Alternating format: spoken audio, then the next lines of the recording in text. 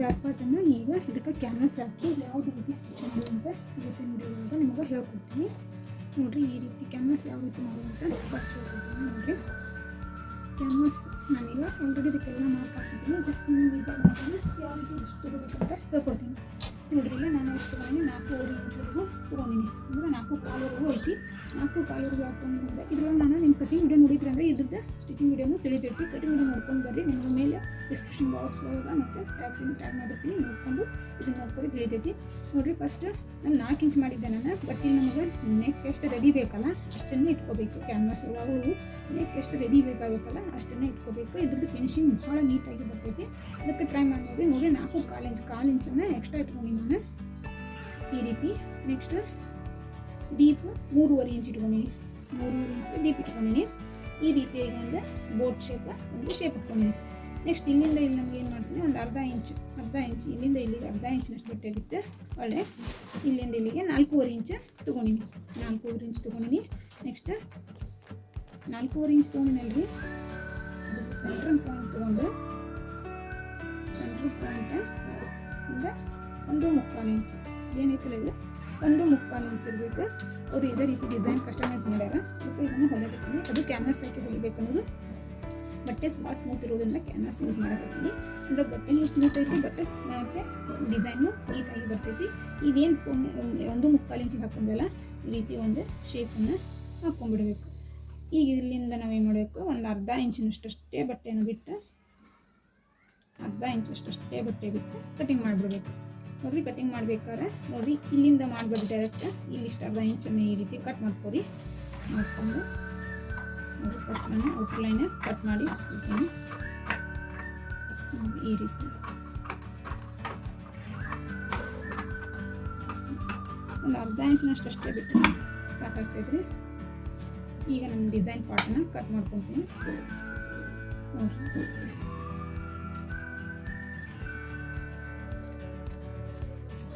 ನೀವು ಇದೇನು design cut ಮಾಡ್ತಿಲ್ಲ ಇದು ಮೇನ್ ಇರ್ತೈತ್ರಿ. ಅದಕ್ಕೆ ನೀಟಂಗೆ ಕಟ್ ಮಾಡ್ಕೊರಿ.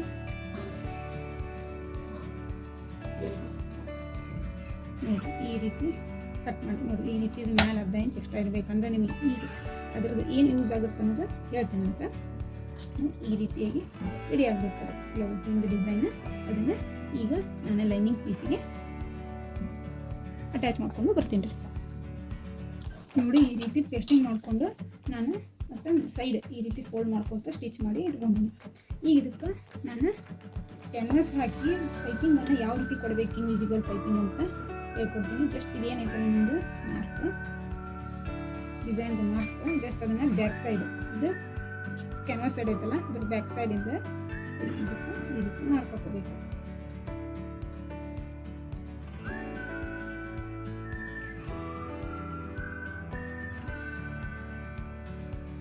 ಪರ್ಫೆಕ್ಟಾಗಿ ಬರಬೇಕಂದ್ರೆ ಸ್ವಲ್ಪ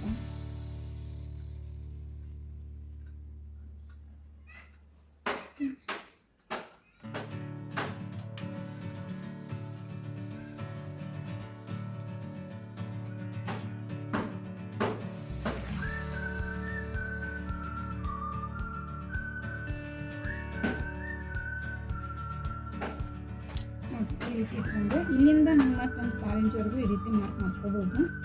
ಯಾಕಂದ್ರೆ ನಿಮಗೆ ಈಗ ಪೈಪಿಂಗ್ ಮಾಡೋಕ್ಕೆ ಇದು ಹೆಲ್ಪ್ ಆಗುತ್ತೆ.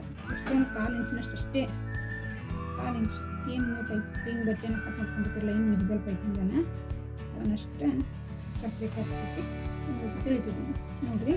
ಈ ರೀತಿ ಇದೇನು ಲೈನ್ ಹಾಕಿನಲ್ಲ ಈ ಥ್ರೆಡ್ ಏನಿದೆ ಅದ್ರ ಮೇಲೆ ಬರಬೇಕು. ಈ ಲೈನ್ ಹಾಕಿದ್ಮೇಲೆ ಇದ್ರ ಎಡ್ಜಿಗೆ ಬರಬೇಕು. ಅದ್ರ ಸಲುವಾಗಿ ನಿಮಗೆ ತೋರಿಸಿದೆ ಈ ರೀತಿ ಕರೆಕ್ಟಾಗಿ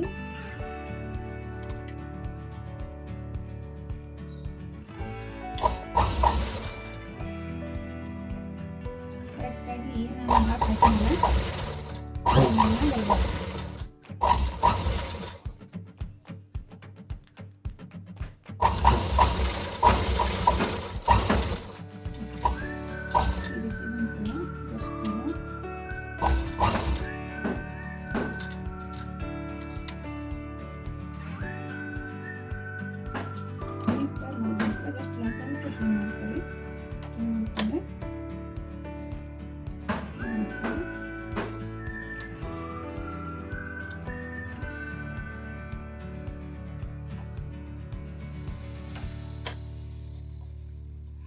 ಈ ರೀತಿ ಕರೆಕ್ಟಾಗಿ ಎಲೆಕ್ಟ್ರಿಕ್ ಬರುತ್ತಲ್ಲ ಅಲ್ಲೇ ಒಂದು ಟ್ರಿಮ್ ಮಾಡ್ಕೋಬೇಕು. ನಮಗೆ ಕರೆಕ್ಟಾಗಿ ಬರುತ್ತೆ.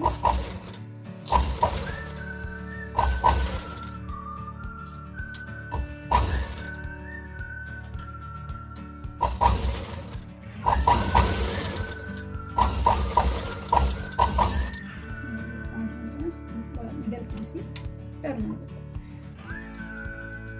ಟರ್ನ್ ಮಾಡಬೇಕು. ಜಸ್ಟ್ ಒಂದೇ ಒಂದು ಟ್ರಿಮ್ ಮಾಡ್ಕೊಂಡ್ರೆ ಭಾಳ ನೀಟಾಗಿ ಬರ್ತೈತಿ. ಈ ರೀತಿ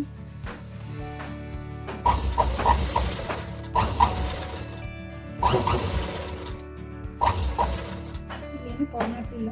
ಏನೇ ಮಿಡಲನ್ನು ಒಳಗೆ ಹಾಕ್ತೀವಿ ಈ ರೀತಿ ಟರ್ನ್ ಅಷ್ಟೇ ಮಾಡ್ಕೊಂಡ್ಬಿಡ್ರಿ.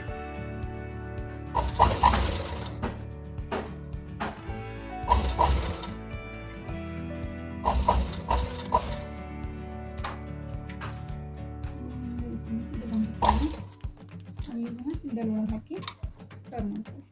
ಈಗ ಟರ್ನ್ ಮಾಡಬೇಕಾದ್ರೆ ನಾವು ಏನು ಮಾಡಬೇಕು, ಜಸ್ಟ್ ಒಂದೇ ಒಂದು ಕಟಿಂಗ್ ಮಾಡಬೇಕು. ಟರ್ನ್ ಮಾಡೋದ್ರಿಂದ ಪರ್ಫೆಕ್ಟ್ ಆಗಿರುತ್ತೆ.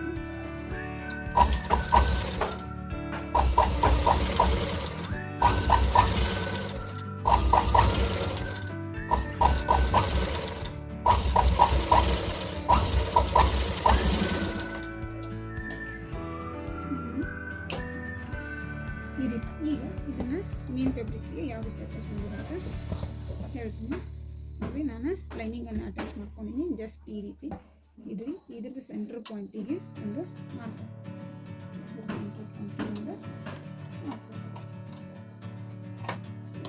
ಈ ರೀತಿ ಒಂದು ಮಾರ್ಕ್ ಈಸಿ ಆಗ್ತೈತಿ.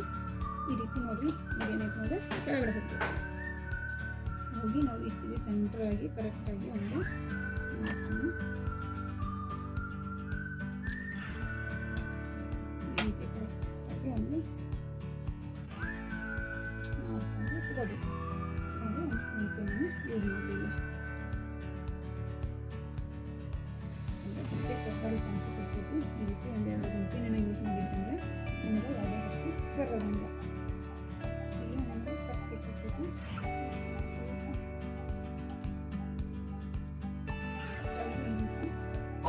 ಸ್ಟಿಚ್ ಹಾಕಿದ್ವಿ ಪೈಪಿಂಗ್ ಸ್ಟಿಚ್ ಹಾಕಿದ್ವಿ ಅದ್ರ ಮೇಲೆ ಸ್ಟಿಚ್ ಹಾಕಿದ್ವಿ.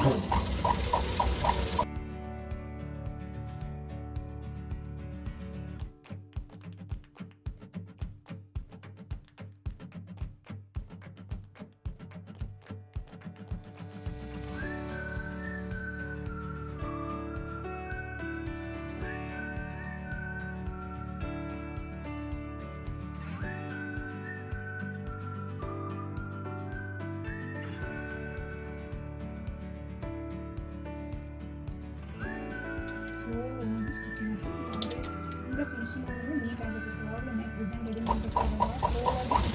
ಸ್ಲೋ ಆಗಿ ಮತ್ತು ಬಟ್ಟೆಗಳನ್ನೆಲ್ಲ ನೋಡ್ಕೊಂಡು ಸ್ಟಿಚ್ ಮಾಡಿದ್ವಿ ಅಂದರೆ ನೀಟಾಗಿ ಬರ್ತೈತಿ.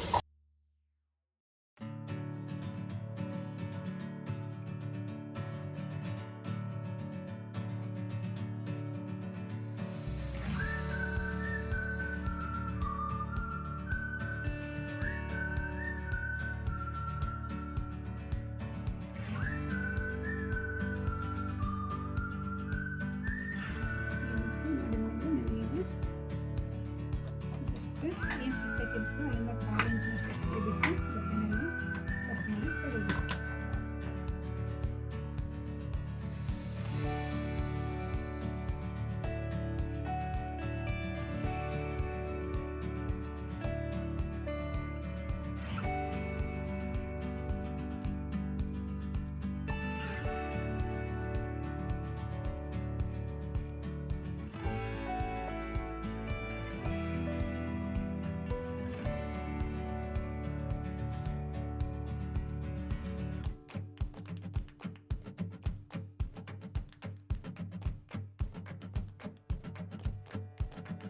ಎಲ್ಲ ಕಡೆ ಒಂದು ಇಂಚ್ ತಗೊಂಡು, ಯಾಕಂದ್ರೆ ಆಲ್ಮೋಸ್ಟ್ ಎಲ್ಲ ಕರ್ವ್ ಐತಲ್ಲ, ಹೀಗಾಗಿ ಎಲ್ಲ ಕಡೆ ಒಂದು ಇಂಚ್ ತಗೊಂಡು ಕಟ್ ಮಾಡ್ಕೊಂಡಿದ್ದೀನಿ.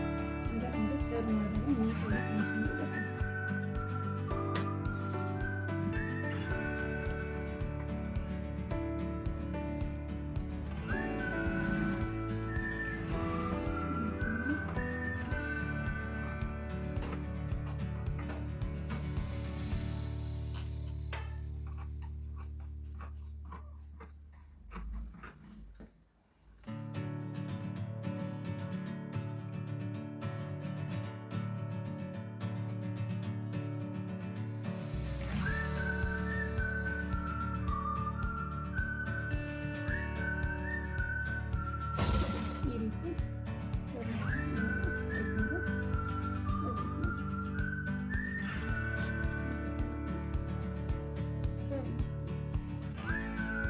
ನೋಡಿ ಈ ರೀತಿ ಆದಮೇಲೆ ಈಗ ಈ ಎಡ್ಜಲ್ಲಿ ಒಂದು ಸ್ಟಿಚ್ ಹಾಕೊಂತ ಬರಬೇಕು. ಈ ಎಡ್ಜ್ ಒಳಗೆ ಅಂದರೆ ಫಸ್ಟ್ ನಾನು ಈ ರೀತಿ ಮಾಡಿಕೊಂಡು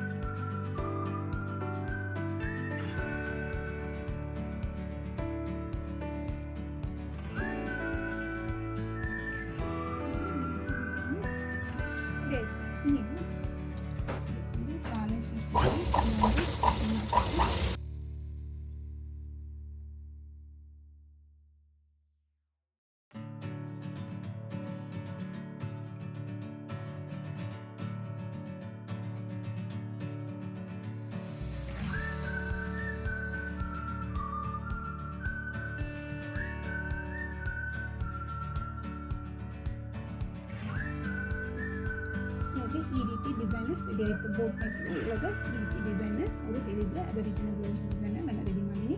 ಮತ್ತು ಕ್ಯಾನ್ವಾಸ್ ಹಾಕಿ ಯಾವ ರೀತಿ ನಾವು ಫಿನಿಶಿಂಗ್ ಅಂದರೆ ಥರ್ಡ್ ಪೈಪಿಂಗನ್ನು ಕೊಡಬೇಕು ಅನ್ನೋದು ಒಂದಿಲ್ಲಿ ಇಂಪಾರ್ಟೆಂಟ್. ಕ್ಯಾನ್ವಾಸ್ ಹಾಕಿದ್ರೆ ನಮ್ಮ ಬ್ಲೌಸ್ ನೀಟಾಗಿ ಬರ್ತೈತಿ ಮತ್ತು ಈ ಪೈಪಿಂಗ್ ಮಾಡೋದ್ರಿಂದ ಇನ್ನೂ ಲುಕ್ ಆಗಿ ಬರ್ತೈತಿ. ಅದಕ್ಕೆ ನಾನು ಈ ರೀತಿ ಇದನ್ನ ಸ್ಟಿಚ್ ಮಾಡಿ ನೀವು ಟ್ರೈ ಮಾಡಿ. Thank you friends, please support.